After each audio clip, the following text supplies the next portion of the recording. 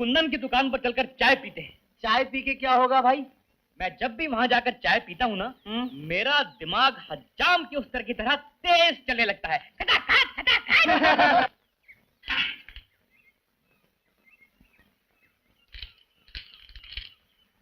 भैया कुंदन एक चाय पिला दे।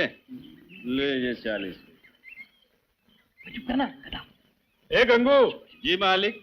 मेरी घरवाली कह रही थी कि पिछले हफ्ते जो तू कपड़े दे गया उसमें 2 कपड़े कम थे।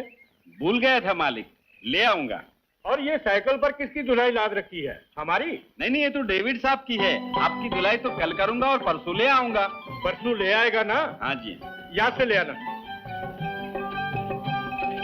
अरे सुनो, ये गंगू तो भी जा रहा है डेविड सर के घर कपड़े लेके। तुम लोग इसको संभालो और बिजू तुम मेरे साथ आओ। अरे आओ ना, आओ।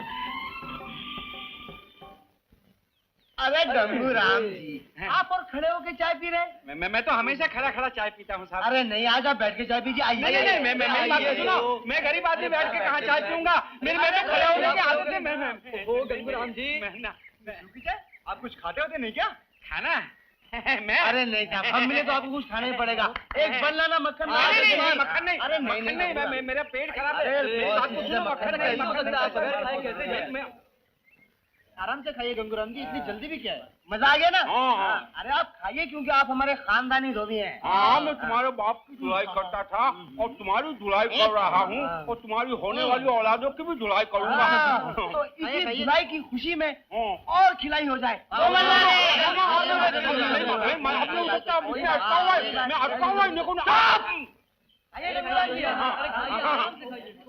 पता नहीं आज सवेरे सवेरे किसका मुंह देखा था? अपना ही मुंह देखा था राजा।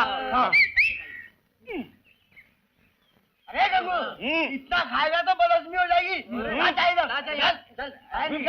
अरे आप ही लोग को खिला रहे थे, अब कह रहे हैं भागो यहाँ से, कमाल के लड़के हैं।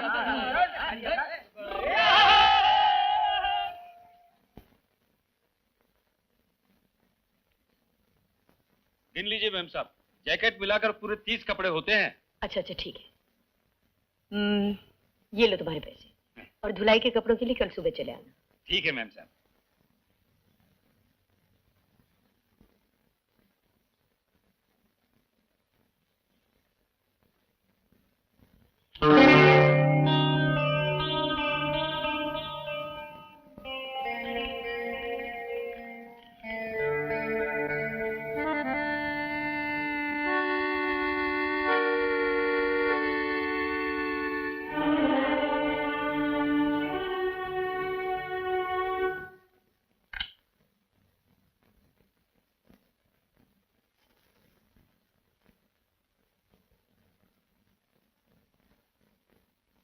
मैरी, तुझे मेरे साथ चौथ जाना है। ले कपड़े बदल ले। जो मैंने पहन रखा है वही ठीक है। सुना नहीं तूने? मैंने कहा कपड़े बदल ले अभी। मैरी, तेरी भाभी जो कह रही है, कर रही है, उसमें बुराई नहीं, तेरी भलाई है। ये तो कमाल हो गया, इस घर में मेरी भलाई भी सोचने लगा है कोई। इसका तुझे बाद में पता चलेगा, जब तू कपड़े बदलकर मेरे साथ घर से बाहर निकलेगी। ले।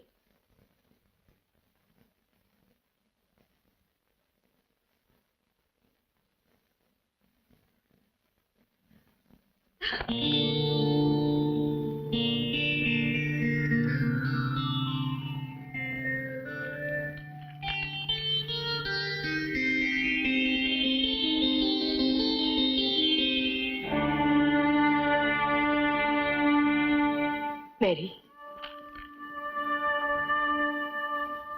मैंने कहा था ना तुझसे, तेरा भाई आग की आंधी है और उस आंधी के सामने जो आएगा जल के राख हो जाएगा। मैं तो उसके सामने भी नहीं आई, फिर भी चल गई। लेकिन मैं तुझे नहीं चलने दूंगी मेरी, तुझे नहीं चलने दूंगी। आओ मेरी।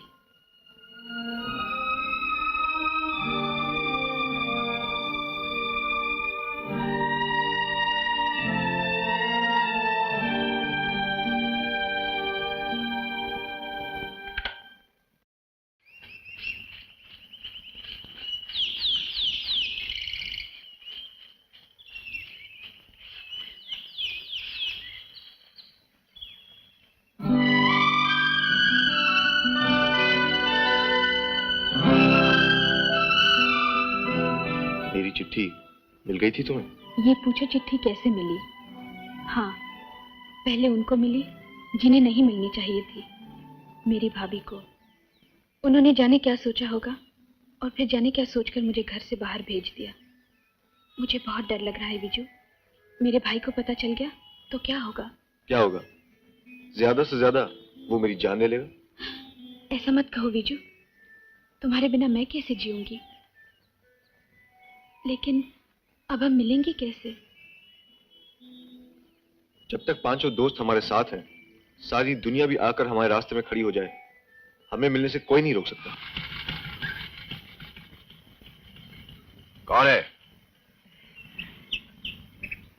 फेटी। यहाँ क्या कर रहा है? कुछ नहीं, ऐसे ही बस हवा अच्छी है, खा रहा हूँ। बीजू को देखा है?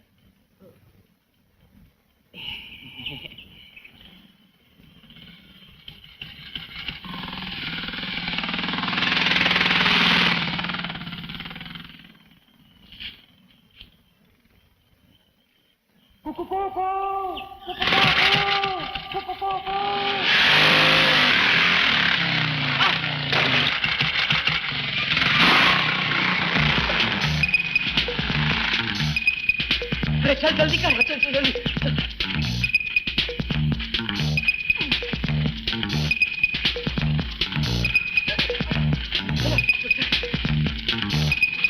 जल्दी कर।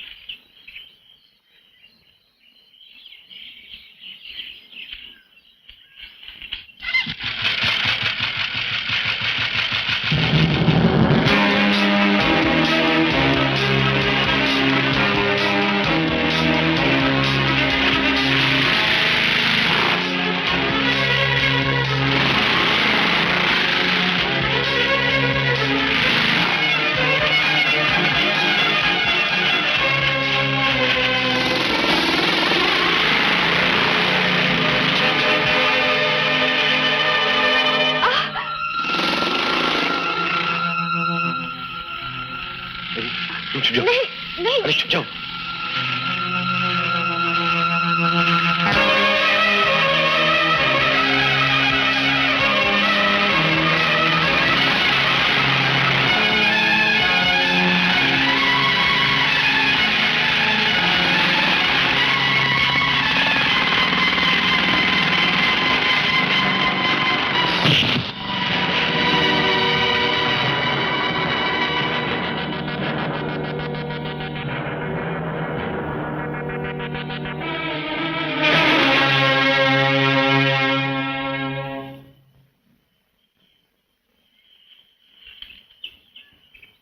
मैरी कहाँ है? मैंने पूछा मैरी कहाँ है? मेरे दिल में, मेरे दिल की हर धड़कन में, मेरे खून की हर बूंद में। तू मुझे जानता नहीं, तेरे खून की हर बूंद मैं चूस लूंगा। आपको मेरी फिर भी नहीं मिलेगी। आप मेरी को मुझसे अलग नहीं कर सकते जब तक मैं आपके सामने जिंदा खड़ा हूं। तो फिर आज मुझे देखना है कि तू डेविड के सामने कितनी देर खड़ा रहता है। आज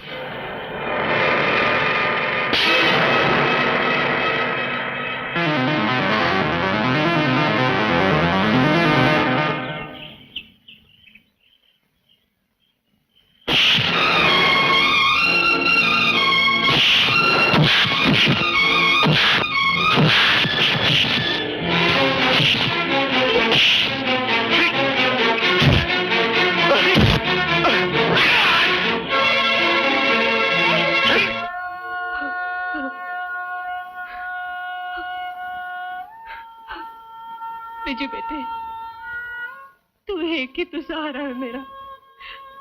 तू इस तरह लेट गया तो मेरा क्या होगा? बेटे, तू इस तरह चुप क्यों पड़ा है? तू अपनी माँ से बात करना नहीं चाहता या कर नहीं सकता? हाँ। बिजू, बिजू बेटा,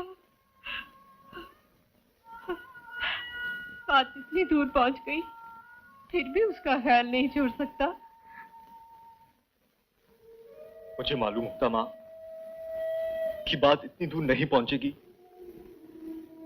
तो मैं उसे कब का भूल चुका होता, मैं उसे छोड़ चुका होता। मैं जानता था माँ कि जो हो रहा है वो होना ही था।